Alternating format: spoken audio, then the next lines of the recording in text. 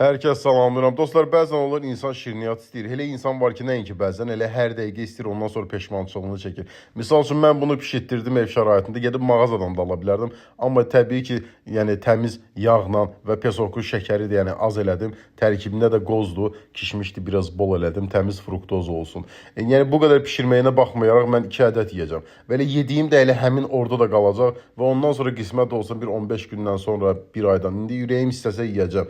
Yəni insan var ki, pəhrizə oturur, bir dənə ağzına şirniyyat dəyən kimi dayanmadan bir ay başlayır şirniyyat yeməyə. Yəni çalışın nəfsinizə qalib gəlin. Ən çox da xanımlar, yəni deyinməyin ki, mən kökəm və s. Yəni nəfsini saxla. Yeginən, amma baxır indi nə yeginən də. İndi sən gözləyirsən bir balaca nəsə povdu yaransın ki, ad günə gedim harasa, ancaq yemək olsun. Elə şeylər eləməyin. Yəni yemək həmişə deyirəm, həmişə var və olacaq. Əsas özünü formaya salandan sonra, yəni heç sənə təklif eləsələr də yeməyəcəksən. Çünki əziyyətin gözünün qabağına gələcək ona görə. Hər kəsə uğurlar.